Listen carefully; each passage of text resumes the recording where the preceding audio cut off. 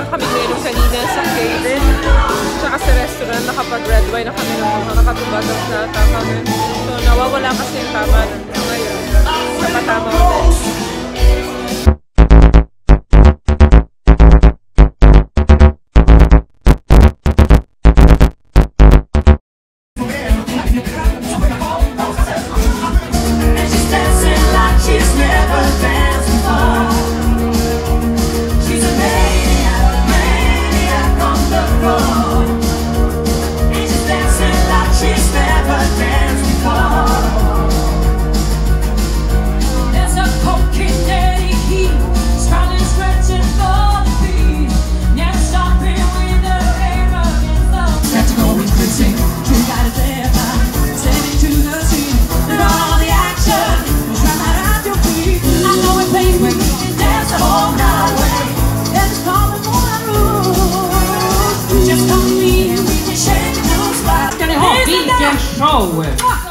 Helt underbart. Tusen hjärtligt tack för det.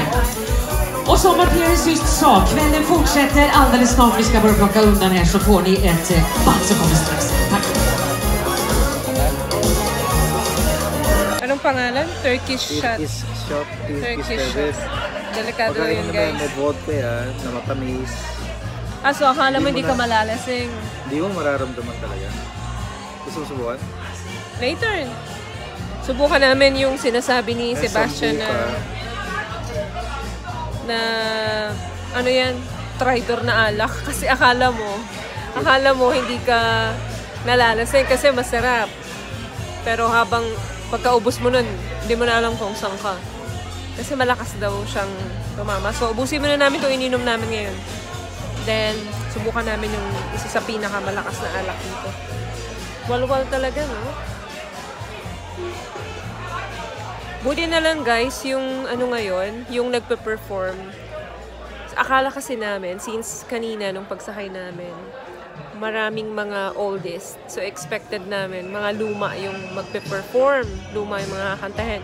Buti na lang, nasa mga 80s, 90s lang yung mga piniperform o mga kinakanta nila ngayon. Kasi kung hindi, parang ang bored nun para sa amin.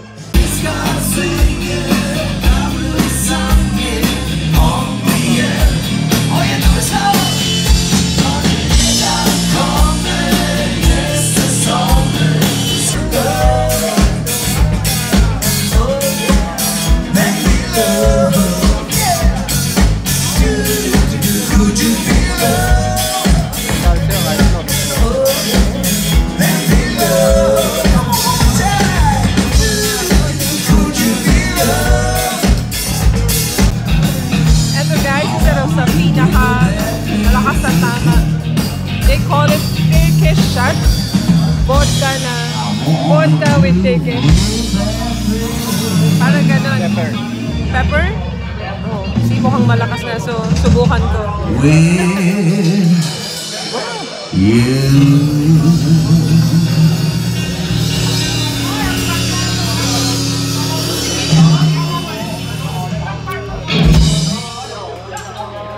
Nå må dere bare kjøre applaus. Bare dra på, og så, ja.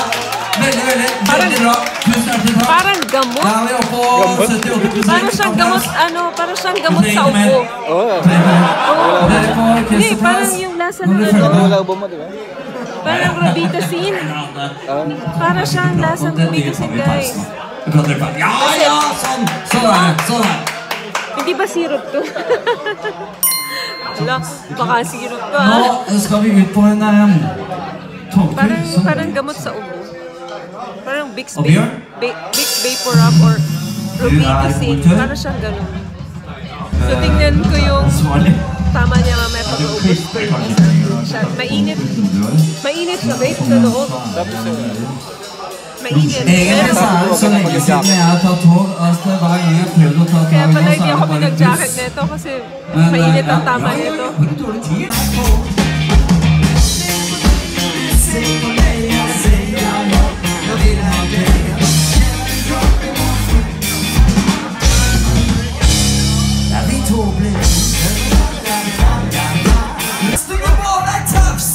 Men jag vill sitta och snacka, det är bäst man då är.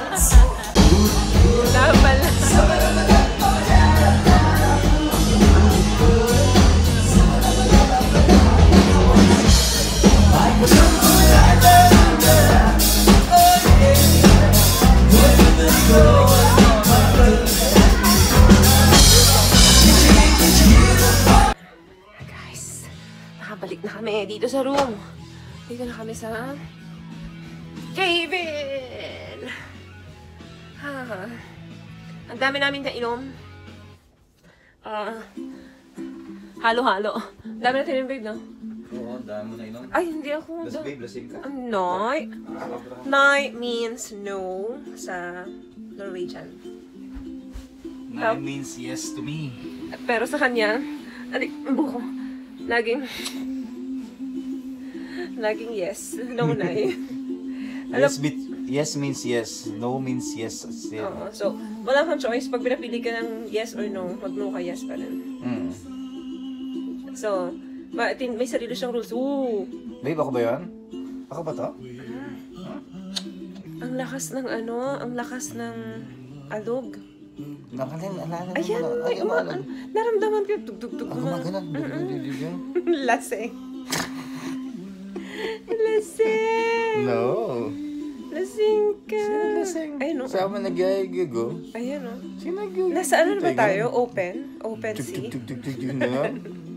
Open sea na ba tayo? Ganyan na ganyan. Matagal na tayo nasa open sea. Oh my gosh, kaya pala ganito na. Guys, masyado nang maalon. Nararamdaman namin, no? Hindi dahil sa nakainom kami, meron talagang... Jess, sino ba nakainom dito? Ako, di ako nakainom eh. Tayo Normal ako rin. So ako lang nakainom. Malakas na talaga Hindi ko lang nakainom talaga. Malakas na yung alon, guys. Ayun, oo. Hindi ako yan, ha? Nasa open sea na kasi tayo. So kanina pa siguro kasi nasa disco pa lang kami. Masyado nang maalog. Ayan. Sino maalog? Yung barko. Ay, barko. Oo, yeah, okay. Sige na. Yung barko, maalog na siya. Sino barko? Hindi ko alam. Nalilito tuloy ako kung lasing ako or... Sino lasing dito? Ako, hindi ako. Ano yun? Ano nga? Ano? Gumagalong na yung camera, oh. Ay, babe, ganyan. Napoposes tayo. Kung nalaman kung may motion sickness ako. Bakit? Kasi, open sea to eh. So, Diyan, nasa bus tayo, babe. basta ba to? Oo, parang naplatan nga tayo. Nay. Tingin mo? Wala ka, naplatan tayo. Medyo magulo, makalog. Yung iba tulog na tayo. Hindi, gising ko yung mga yan. Biya pa naman ako sa mga barko. Pero, well, pilit ko nang ina-avoid yan kasi may mga times kasi na babiyahe ka talaga na kailangan mo. Katulad ganito. Halimbawa, for family. Pangit naman maging killjoy ka.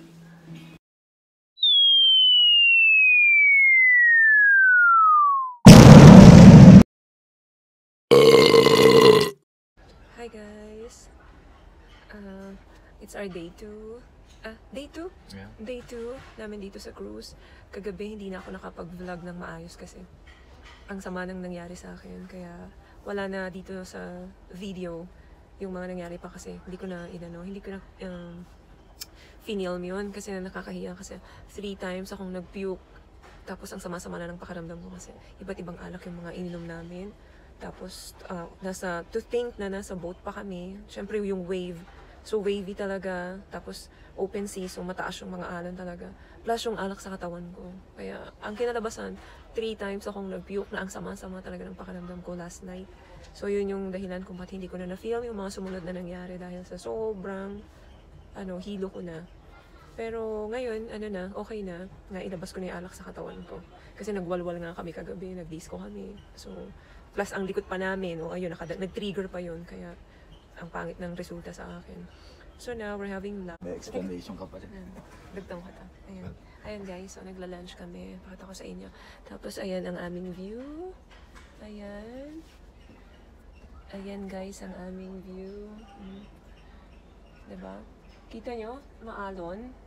Nasa open sea kami ngayon. So, kaya ganyan. Maski yung camera, hindi stable. Kasi,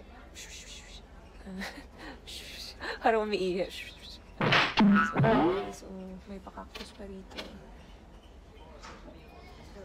Having lunch. Wala pa yung food namin.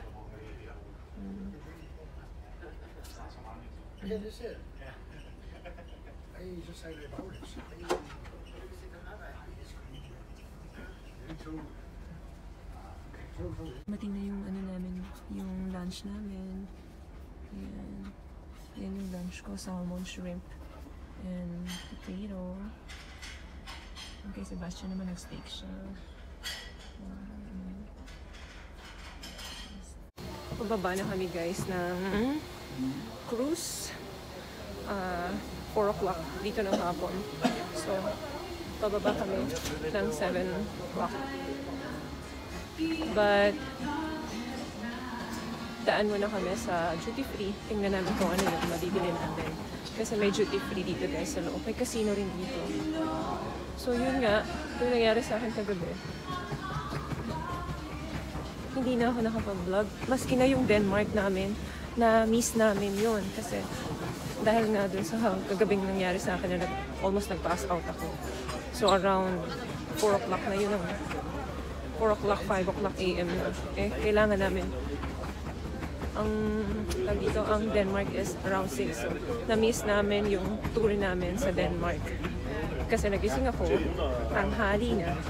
Nagising kami tanghali na 11 AM na. So, tapos na yung tour namin going to Denmark. Kaya, yan. Dito lang kami sa loob ng boat. So, yan. Nasa duty free kami ngayon.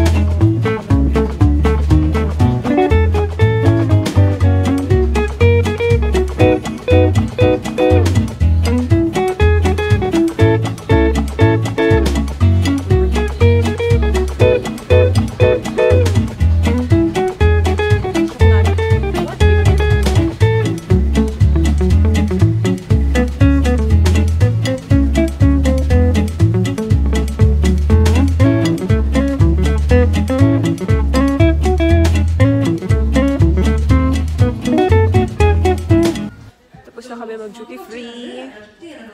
Mili kami ng konti. Ayan, killing time kami kasi meron pa kami more than 1 hour dito sa boat. Pero kailangan namin lumabas na sa cave namin kasi lilinisin na yun ng mga crew nila para sa susunod na batch na magkukrus. So, dito na kami sa may casino nila nagpapatay ng oras. Pero naglalaro kami ng sarili namin baraha. So, diba? Nasa casino kami pero nagbabaraha kami ng sarili namin. Solitaire lang naman. Yan, may ganyan dito guys. Visst, man landar på den så sker lite olika ting. Satsar man på rött eller blått och landar på stjärnan, även trots att den är vit så vinner du fortsatt en ting för att den prisnivå du satsar på. Så satsar du på rött och landar på stjärnan får du en röd ting. Yan na, palapit na kami. Så får du en blå ting. May island na kasi. Ayan, may island na siya. So siguro more than 1 hour na lang. Nasa land na kami. So, killing time muna kami dito. So, I'll be back. Ciao! Tapos na ang aming cruise. So, labas na kami. Yan, galing kami dyan guys. Yan yung boat na sinakyan namin.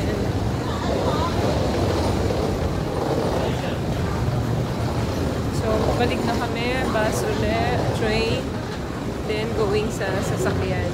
Then sa kung saan kami nag-park isang araw. Then, I'll be back. Ciao! Ayan guys, diyan kami galing, yung boat na yan sa likod. Ayan. Tapos ang aming cruise. So, we're waiting for our bus. Masyadong maginaw dito sa labas.